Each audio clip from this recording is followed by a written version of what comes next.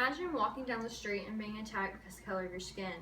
Now imagine that those individuals who just brutally attacked you will go without being punished. According to Gore, these individuals and others like them were not punished until April of 1968, when the first hate crime statute was created. The terms of the statute, as created by the United States Department of Justice, made it a crime to use or threaten to use force to willfully intervene with any person because of race, color, religion, or national origin. It was not until 2009 that the statute was expanded to include gender, disability, gender identity, and sexual orientation. Although America has come so far today as to create a more equal society for everyone living in it, hate crimes still exist, most prominently by reasons of race, gender, religion, and sexual orientation. Dating back to the creation of the United States, hate crime due to racial bias has been problematic. The founding fathers of our country, along with many others, were a few of the many who owned African American slaves. Being a slave means you're commonly classed as property, being bought, sold, and treated as such. You are under the rule of another individual, typically your owner. It is for this reason that, according to Levin, slavery is considered the most horrendous case of race-based discrimination, and therefore it's the most well-known hate crime in United States history. Although we have come a long way from slavery, hate crime due to racial bias has not been eliminated. And although the treatment of these individuals has greatly progressed, they are still being discriminated against. Similarly to African Americans, women throughout history have had to fight for their rights. They were commonly thought that they should only be working within the house while the men made the living. It is for this reason that the treatment against women is often demeaning and in a way seemingly abusive.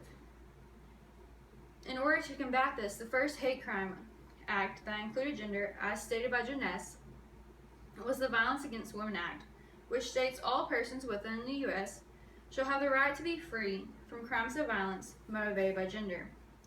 Before this act, some states, however, had already adopted some form of hate crime statute that included gender.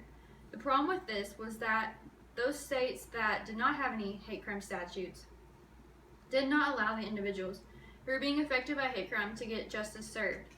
So when the Violence Against Women Act was created, it allowed everyone that was being affected by hate crime, most dominantly form of gender, they were able to get justice for what was happening to them.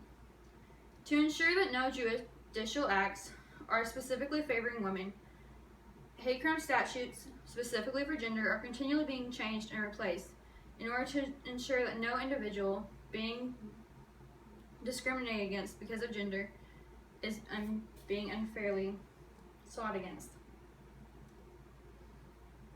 It was not until 2001 and the years that followed that, according to Sheetal and Hansman, did hate crime due to religion experience its largest numbers yet. I found that on the September 11th site, Osama bin Laden financed 19 members of the Al-Qaeda group to hijack 4 planes in the United States that were specific to places that America sought most dearly to their heart. These targets were the World Trade Center, the Pentagon, and the White House. 3 of the 4 planes succeeded in their attacks. However, the 4th plane was brought down in a field outside of Pennsylvania by passengers who fought back against those terrorists. I also learned on the 9/11 site that 30,000 Americans were killed in these attacks. And it's the largest number of deaths ever in United States history, not because of a natural disaster. In retaliation to these attacks, multiple individuals deemed all those who claimed to be Islam or followed the Islamic religion as considering themselves against the United States. They were thought out to be ones who were similar to the ones that attacked, like the Al-Qaeda group.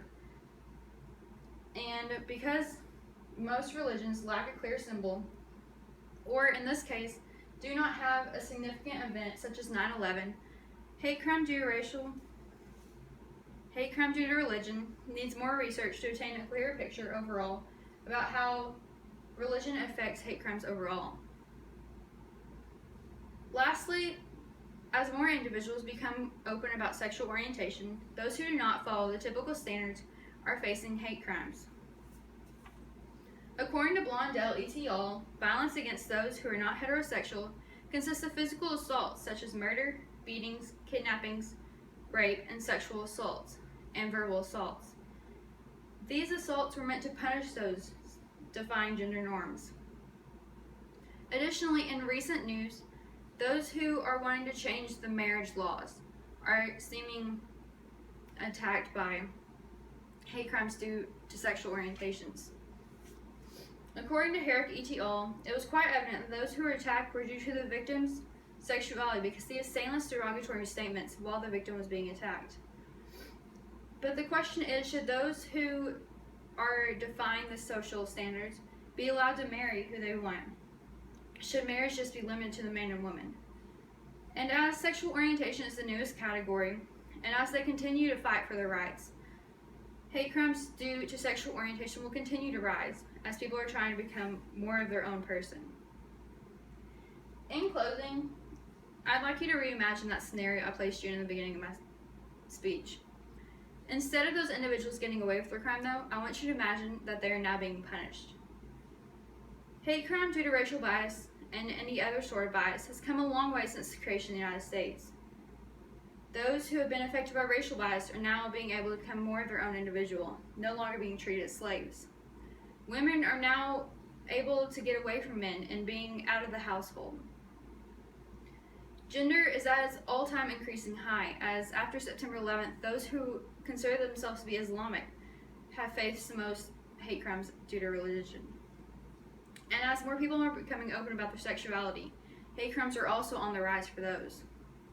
Overall, hate crime is fairly new, which means more research needs to be done to ensure that no individual in the United States is being discriminated against.